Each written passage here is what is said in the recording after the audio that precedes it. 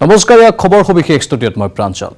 কেন্দ্ৰীয় মন্ত্ৰী ধৰ্মেন্দ্ৰ প্ৰধান এইবাৰ কোভিড পজিটিভ ওলাইছে। কৰোনাত আক্ৰান্ত হোৱাৰ পিছতেই কেন্দ্ৰীয় মন্ত্ৰীগৰাকীক গুৰুগ্ৰামৰ মেদান্ত দা মেডিচিটি হস্পিটেলত ভৰ্তি কৰোৱা হৈছে। লক্ষণ দেখা দিয়াৰ পিছতেই ধৰ্মেন্দ্ৰ প্ৰধানৰ কৰা হৈছিল কোভিড টেষ্ট। কেন্দ্ৰীয় মন্ত্ৰীগৰাকীয়ে টুইটযোগে সদৰি কৰিছে এই কথা। আমি পুনৰ জনাইছোঁ, কেন্দ্ৰীয় মন্ত্ৰী ধৰ্মেন্দ্ৰ প্ৰধান কোভিড পজিটিভ ওলাইছে। কৰোনাত আক্ৰান্ত হোৱাৰ পিছতেই কেন্দ্ৰীয় মন্ত্ৰীগৰাকীক গুৰুগ্ৰামৰ মেদান্ত হস্পিটেলত ভৰ্তি কৰোৱা হৈছে। লক্ষণ দেখা দিয়াৰ পিছতেই ধৰ্মেন্দ্ৰ প্ৰধানৰ কৰা হৈছিল কোভিড টেষ্ট।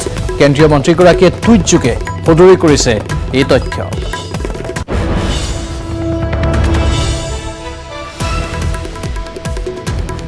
কেন্দ্ৰীয় মন্ত্ৰী ধৰ্মেন্দ্ৰ প্ৰধান এবাৰ কোভিড পজিটিভ। কৰোনাত আক্ৰান্ত হোৱাৰ পিছতেই কেন্দ্ৰীয় মন্ত্ৰীগৰাকীক গুৰুগ্ৰামৰ মেদান্ত হস্পিটেলত ভৰ্তি কৰোৱা হৈছে। লক্ষণ দেখা দিয়াৰ পিছতেই ধৰ্মেন্দ্ৰ প্ৰধানৰ কোভিড টেষ্ট কৰা হৈছিল। কেন্দ্ৰীয় মন্ত্ৰীগৰাকীয়ে টুইটযোগে এই কথা সদৰি কৰিছে। বিভিন্ন ভিআইপি আৰু ভিভিআইপি কৰোনাত আক্ৰান্ত হৈছে। এইবাৰ কেন্দ্ৰীয় মন্ত্ৰী ধৰ্মেন্দ্ৰ প্ৰধানো কোভিড পজিটিভ ওলাইছে। তেওঁক বৰ্তমান গুৰুগ্ৰামৰ মেদান্ত হস্পিটেলত ভৰ্তি কৰোৱা হৈছে। আনফালে চিৰাঙত প্ৰথমগৰাকী কোভিড ৰোগীৰ মৃত্যুৰ খবৰ আহিছে। মৃত ব্যক্তিগৰাকী ১ নম্বৰ টুক্ৰাঝাৰ গাঁৱৰ বাসিন্দা প্ৰমোদ নাৰ্জাৰী। কোভিড ৰোগীগৰাকীৰ মৃত্যুৰ পিছতেই বিভাগীয় নীতি নিয়মৰ মাজেৰে সম্পন্ন কৰা হয় শেষকৃত্য। নাৰ্জাৰীৰ মৃতদেহ নিজ গাঁৱত জিলা প্ৰশাসন আৰু স্বাস্থ্য বিভাগৰ বিষয়াবৰ্গৰ উপস্থিতিত সৎকাৰ কৰে। মধুমেহ ৰোগতো আক্ৰান্ত আছিল নাৰ্জাৰী। প্ৰমোদ নাৰ্জাৰীৰ স্বাস্থ্যৰ অৱনতি ঘটাত ভৰ্তি কৰোৱা হৈছিল বৰপেটাৰ ফকৰুদ্দিন আলী আহমেদ চিকিৎসা মহাবিদ্যালয়ত। চিৰাঙত প্ৰথমগৰাকী কোভিড ৰোগীৰ মৃত্যুৰ খবৰ আমি জনাইছোঁ। মৃত ব্যক্তিগৰাকী ১ নম্বৰ টুক্ৰাঝাৰ গাঁৱৰ বাসিন্দা প্ৰমোদ নাৰ্জাৰী। কোভিড ৰোগীগৰাকীৰ মৃত্যুৰ পিছতেই বিভাগীয় নীতি নিয়মৰ মাজেৰে সম্পন্ন কৰা হয় শেষকৃত্য। নাৰ্জাৰীৰ মৃতদেহ নিজ গাঁৱত জিলা প্ৰশাসন আৰু স্বাস্থ্য বিভাগৰ বিষয়াবৰ্গৰ উপস্থিতিত সৎকাৰ কৰা হয়। মধুমেহ ৰোগতো আক্ৰান্ত আছিল নাৰ্জাৰী। প্ৰমোদ নাৰ্জাৰীৰ স্বাস্থ্যৰ অৱনতি ঘটাত ভৰ্তি কৰোৱা হৈছিল বৰপেটাৰ ফকৰুদ্দিন আলী আহমেদ চিকিৎসা মহাবিদ্যালয়ত।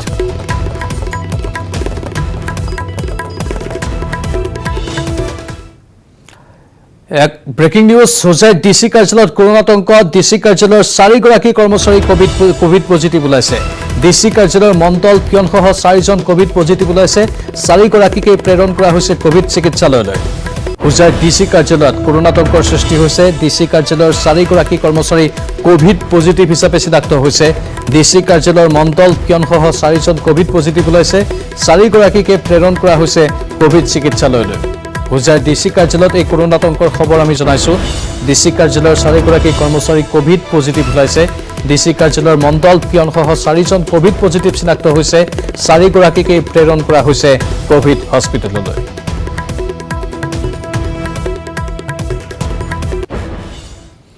ইফালে কোভিড চেণ্টাৰৰ পৰা ঘৰ নহয়, পোনে পোনে জেল যাত্ৰা।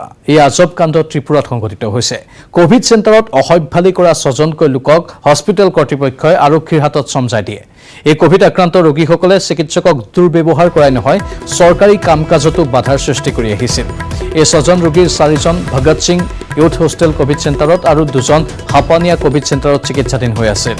মঙলবাৰে চিকিৎসালয়খনৰ চিকিৎসকক দুৰ্ব্যৱহাৰ কৰা বুলি অভিযোগ উত্থাপন কৰি লোককেইজনক অব্যাহতি দি আৰক্ষী থানাত চমজাই দিয়া হয়। কোভিড চেণ্টাৰৰ পৰা ঘৰ নহয়, পোনে পোনে জেল যাত্ৰা হ'ল। এই আজব কাণ্ড ত্ৰিপুৰাত সংঘটিত হৈছে। কোভিড চেণ্টাৰত অসভ্যালি কৰা 6জনকৈ লোকক হস্পিটেল কৰ্তৃপক্ষই আৰক্ষীৰ হাতত চমজাই দিয়ে। এই কোভিড আক্ৰান্ত ৰোগীসকলে চিকিৎসকক দুৰ্ব্যৱহাৰ কৰাই নহয়, চৰকাৰী কাম কাজতো বাধাৰ সৃষ্টি কৰি আহিছিল। এই 6জন ৰোগীৰ 4জন Bhagat Singh youth hostel covid চেণ্টাৰত আৰু 2জন হাপানিয়া কোভিড চেণ্টাৰত চিকিৎসাধীন হৈ আছিল। মঙলবাৰে চিকিৎসালয়খনৰ চিকিৎসকক দুৰ্ব্যৱহাৰ কৰা বুলি অভিযোগ উত্থাপন কৰি লোককেইজনক অব্যাহতি দি আৰক্ষী থানাত চমজাই দিয়া হয়।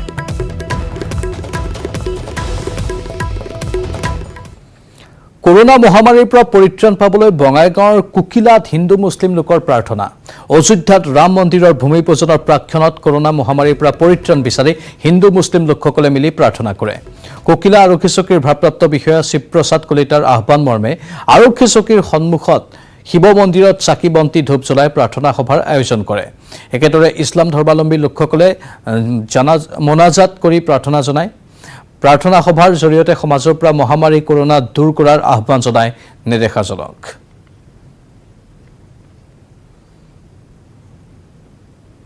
আমি উভয় হিন্দু মুসলমান উভয় মিলি আজি কুকিলা থানার ওচৰত যিটো কালী মন্দিৰ আছে তাতে আমি কৰোনা ভাইৰাস নিৰ্মূলেৰ কাৰণে ভগৱানৰ ওচৰত প্ৰাৰ্থনা মাগিলো। হিন্দু মুসলিম আদি কৰি আৰু বাকী সত্ৰ বিহাৰীও আছে ই আছে সব জাতি মিলি ভগৱানৰ ওচৰত সৃষ্টিকৰ্তাৰ ওচৰত আমি প্ৰাৰ্থনা কৰিছোঁ যাতে এই কৰোণা ভাইৰাছৰ পৰা আমাক ৰক্ষা কৰে। ডক্টৰবিলাক যাতে ইয়াৰ পৰা মুক্ত হয়, বিৰাট কষ্ট কৰি আছে সিহঁতে পুলিচবিলাকে। সেইকাৰণে মই আজি এই কৰোণাৰ কাৰণে ভগৱানৰ ওচৰত প্ৰাৰ্থনা কৰোঁ যাতে কৰোণাটো নিষ্ময় হৈ যায়, যাতে শেষ হয়। আৰক্ষীৰ বহুকেইজন ব্যক্তি উচ্চ পদস্থ বিষয়াকে ধৰি আক্ৰান্ত হৈ আছে। তেখেতসকলৰ আৰোগ্য কামনা কৰি লগতে বিশ্ব শান্তি ৰক্ষাৰ অৰ্থে আজি আমি হিন্দু মুছলিম উভয় সম্পৰ্কৰ লোকে আজি আমাৰ ককিলা আৰক্ষী নিৰীক্ষণ চকীৰ শিৱ মন্দিৰৰ ওচৰত আমি মিলি অলপ প্ৰসাদ পানীৰ ব্যৱস্থা কৰিছোঁ। বুধবাৰৰ পৰা অসম তথা মেঘালয়ৰ কিছু কিছু ঠাইত ধাৰাসাৰ বৰষুণ হোৱাৰ সম্ভাৱনা আছে। এই আগজাননী বৰঝাৰস্থিত আঞ্চলিক বতৰ বিজ্ঞান কেন্দ্ৰৰ। বে অৱ বেংগল সাগৰ পৃষ্ঠৰ পৰা 7 কিলোমিটাৰ বেগত উৎপত্তি হোৱা বতাহৰ ফলত বৰষুণৰ প্ৰভাৱ পৰিব অসম তথা উত্তৰ পূৰ্বাঞ্চলৰ কিছু কিছু ঠাইত। গুৱাহাটী মহানগৰীত বুধবাৰে আকাশ মেঘাচ্ছন্ন হৈ থকাৰ লগতে কিছু পৰিমাণে পাতলীয়া বৰষুণৰ সম্ভাৱনা আছে। আমি আকৌ এবাৰ জনাইছোঁ, বুধবাৰৰ পৰা অসম তথা মেঘালয়ৰ কিছু কিছু ঠাইত ধাৰাসাৰ বৰষুণ হোৱাৰ সম্ভাৱনা আছে। এই আগজাননী দিছে বৰঝাৰস্থিত আঞ্চলিক বতৰ বিজ্ঞান কেন্দ্ৰই। বংগোপসাগৰ পৃষ্ঠৰ পৰা 7 কিলোমিটাৰ বেগত উৎপত্তি হোৱা বতাহৰ ফলত বৰষুণৰ প্ৰভাৱ পৰিব অসম তথা উত্তৰ পূৰ্বাঞ্চলৰ কিছু কিছু ঠাইত।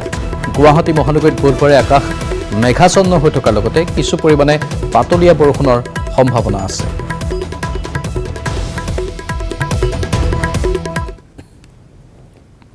The low pressure area over North Bay of Bengal and neighborhood now lies over North Bay of Bengal of West Bengal, Bangladesh coasts. The associated cyclonic circulation extends up to 7.6 kilometers above mean sea level, tilting southwestwards with height.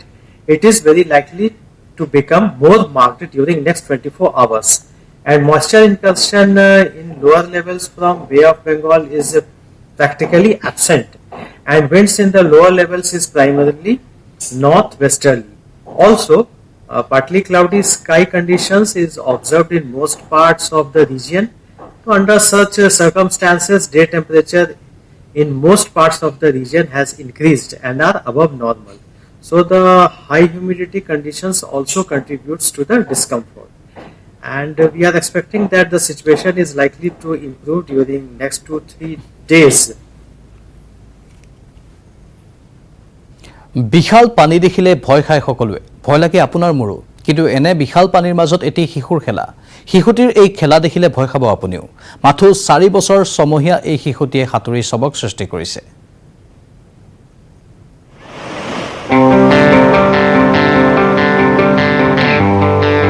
বিশাল পানী দেখিলে ভয় খায় সকলোৱে, ভয় লাগে আপোনাৰ মোৰো। কিন্তু এনে বিশাল পানীৰ মাজত এটি শিশুৰ খেলা। শিশুটিৰ এই খেলা দেখিলে ভয় খাব আপুনিও। মাথো 4 বছৰ ছমহীয়া এই শিশুটিয়ে সাঁতুৰি চমক সৃষ্টি কৰিছে।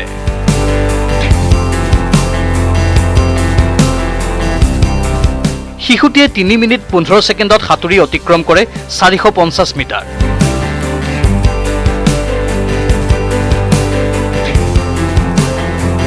গহপুৰ ৰজাবাৰীৰ 2 নম্বৰ চকলা গাঁৱৰ জিলিকান্ত পেগু আৰু নিজুমণি পেগুৰ সন্তান প্ৰতাপ পেগু এওঁ। কেজি 2ত পঢ়ি থকা এই শিশুটিয়ে 3 বছৰ বয়সৰ পৰাই খেলি ভাল পাইছিল পানী। সেই পিতৃয়ে শিকাইছিল সাঁতুৰিবলৈ। শিশুটিৰ দুঃসাহস দেখিলে শলাগিব সকলোৱে। প্ৰতিভা বিকাশৰ বাবে প্ৰতাপক এতিয়া প্ৰয়োজন উপযুক্ত প্ৰশিক্ষণৰ। 3 বছৰৰ পৰাই অভ্যাস হৈছে। ময়ে নিজে শিকাই 4 বছৰ হওঁ সময়তে সম্পূৰ্ণ আঁতৰিব পৰা হৈছে। তেওঁৰ প্ৰতিভাখিনি দেখুৱাবলৈ অসম চৰকাৰে এটা সুযোগ প্ৰদান কৰে।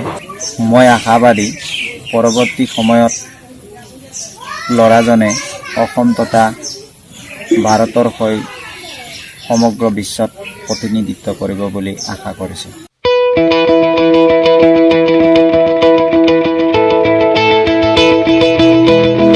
পিতৃৰ ইচ্ছা এখন ছুইমিং পুলত প্ৰশিক্ষণ দিব কণমানিটিক। কিন্তু আৰ্থিক দৈন্যতাৰ বাবে সপোন বাস্তৱায়িত কৰিব পৰা নাই পৰিয়ালে।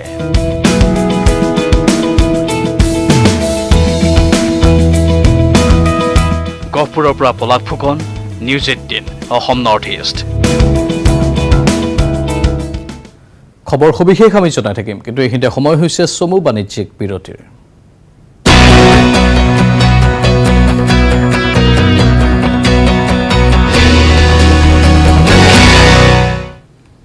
পুনৰ স্বাগতম। মাজত মাত্ৰ কেইটামান ক্ষণ। বহু প্ৰতীক্ষাৰ অন্তত কাইলৈ অযোধ্যাত অনুষ্ঠিত হ'ব ৰাম মন্দিৰৰ ভূমি পূজন। ৰাম মন্দিৰৰ ভূমি পূজনত অংশগ্ৰহণ কৰিব দেশৰ প্ৰধানমন্ত্ৰী, RSSৰ প্ৰমুখ মোহন ভাগৱত, উত্তৰ প্ৰদেশৰ ৰাজ্যপাল আনন্দীবেন পেটেল আৰু মুখ্যমন্ত্ৰী যোগী আদিত্য নাথে। ৰাম মন্দিৰৰ ভূমি পূজনৰ বাবে নকইনাৰ দৰে সজাই তোলা হৈছে সমগ্ৰ অযোধ্যাক। ৰামৰ ধ্বনিৰে মুখৰিত হৈ পৰিছে অযোধ্যাৰ আকাশ বতাহ। আনহাতে ৰাম মন্দিৰৰ ভূমি পূজনক লৈ অযোধ্যাত কটকটীয়া কৰি তোলা হৈছে নিৰাপত্তা ব্যৱস্থাও। সকলো প্ৰস্তুতি ইতিমধ্যে সম্পূৰ্ণ হৈছে। মাজত মাত্ৰ কেইটামান ক্ষণ বাকী আছে। বহু প্ৰতীক্ষাৰ অন্তত কাইলৈ অযোধ্যাত অনুষ্ঠিত হ'ব ৰাম মন্দিৰৰ ভূমি পূজন। ৰাম মন্দিৰৰ ভূমি পূজনত অংশগ্ৰহণ কৰিব দেশৰ প্ৰধানমন্ত্ৰী নৰেন্দ্ৰ মোদী, RSSৰ প্ৰমুখ মোহন ভাগৱত, উত্তৰ প্ৰদেশৰ ৰাজ্যপাল আনন্দীবেন পেটেল আৰু মুখ্যমন্ত্ৰী যোগী আদিত্য নাথে। ৰাম মন্দিৰৰ ভূমি পূজনৰ বাবে নকইনাৰ দৰে সজাই পৰাই তোলা হৈছে সমগ্ৰ অযোধ্যাত। ৰামৰ ধ্বনিৰে মুখৰিত হৈ পৰিছে অযোধ্যাৰ আকাশ বতাহ। আনহাতে ৰাম মন্দিৰৰ ভূমি পূজনক লৈ অযোধ্যাত কটকটীয়া কৰি তোলা হৈছে নিৰাপত্তা ব্যৱস্থা।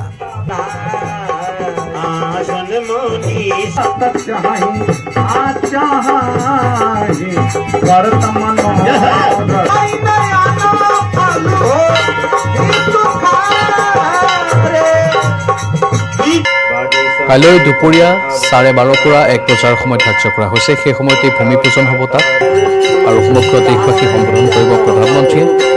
তাৰ পাছতেই ৰাম মন্দিৰৰ নিৰ্মাণ কাৰ্য আৰম্ভ হ'ব। ৰাম মন্দিৰ কেনেধৰণৰ হ'ব তাৰ কিছু কাল্পনিক ছবি বা হ'বলগীয়া সেই নক্সাখনৰ কিছু দৃশ্য আমি আপোনালোকক দেখুৱাইছোঁ। সেই কাল্পনিক ছবিখনকে বাস্তৱ ৰূপ দিয়া হ'ব। সেই ছবিখনকেই বাস্তৱ ৰূপ দি ৰাম মন্দিৰ তাত নিৰ্মাণ কৰা হ'ব। যি ৰাম মন্দিৰ ইয়াত পূৰ্বতে ত্ৰিপালৰ তলতেই ৰামৰ পূজা অৰ্চনা কৰা হৈছিল, সেই ৰাম মন্দিৰে অৱশেষত পূৰ্ণতা লাভ কৰিবলৈ আগবাঢ়িছে সৰ্বোচ্চ ন্যায়ালয়ৰ নিৰ্দেশনাৰ জৰিয়তে। আৰু কাইলৈ ভূমি পূজনৰ পাছতেই নিৰ্মাণ কাৰ্য পূৰ্ণগতিত চলিব। তাৰ পাছত হয়তো 2-3 বছৰৰ ভিতৰতেই ৰাম মন্দিৰৰ নিৰ্মাণ কাৰ্য সম্পূৰ্ণ হোৱাৰ সম্ভাৱনাৰ কথা ব্যক্ত কৰা হৈছে।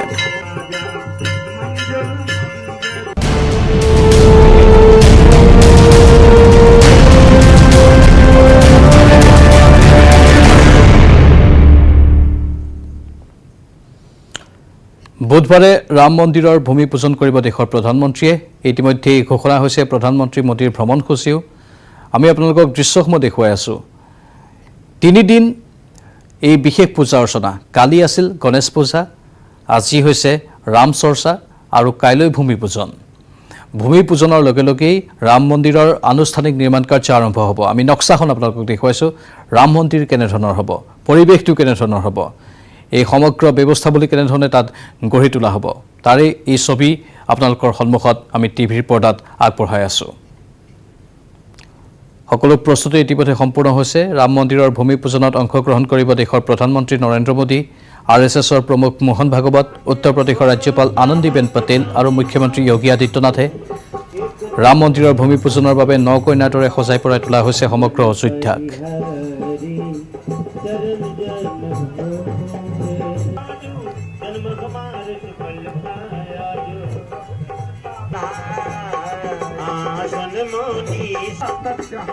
पावन पर्व है जब भगवान श्री रामचंद्र जी विजय यात्रा करके आए, रावण का वध करके, तो दीपावली घर घर में मनाई गई थी। उसी तरह आज हमारे भारतवर्ष के लिए, सनातन धर्म के लिए दीपावली जैसा माहौल है और दीपावली पर्व के रूप में राम जन्मभूमि में जो शिलान्यास हो रहा है, उसके लिए दीपावली पर्व हर घरों में दीपक जला करके मनाया जा रहा है और पूरा विश्व जो है इसमें राममय हो चुका है। ये हमारी जो है बड़ी सौभाग्य की बात है और हम बड़े भाग्यशाली हैं कि राम जन्मभूमि में हम लोग सहभागी हो रहे हैं और दीपावली पर्व मना रहे हैं। अखंड रामायण कीर्तन और लोक कल्याण के लिए कार्य कर रहे हैं। भगवान राम जब श्रीलंका पे विजय प्राप्त करके अयोध्या आए थे तो पूरा अयोध्या जो है दीपोत्सव मनाया था। आज उसी तरह जो है कल अयोध्या में राम जन्मभूमि मंदिर का शिलान्यास हो रहा है, प्रधानमंत्री जी शिलान्यास कर रहे हैं, भूमि पूजन हो रहा है। इसीलिए काशी के हर घर में, काशी के हर मंदिरों में रामायण का पाठ, कहीं पूजा, कहीं अर्चना और दीपोत्सव के रूप में, माहौल के रूप में मनाया जा रहा है। কালি ৰাম মন্দিৰৰ ভূমি পূজন কৰিব দেশৰ প্ৰধানমন্ত্ৰীয়ে। ইতিমধ্যে ঘোষণা হৈছে প্ৰধানমন্ত্ৰী মোদীৰ ভ্ৰমণসূচী। সবিশেষ এই প্ৰতিবেদনত আগবঢ়াইছো।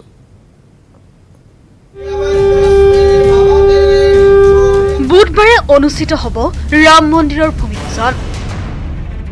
ভূমি পূজনত অংশগ্ৰহণ কৰিব প্ৰধানমন্ত্ৰী নৰেন্দ্ৰ মোদীয়ে।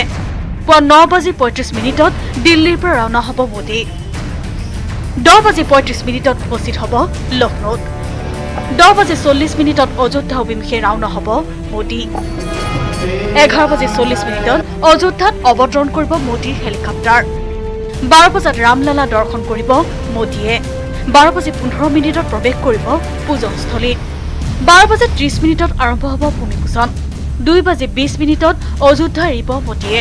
প্ৰধানমন্ত্ৰী হিচাপে মোদীৰ এয়া প্ৰথম ৰামলালা দৰ্শন। আমন্ত্ৰিত হৈছে 175 গৰাকী অতিথি। আমন্ত্ৰিত হৈছে বাবৰ মছজিদ পক্ষৰ মূল ইকবাল আনচাৰীও।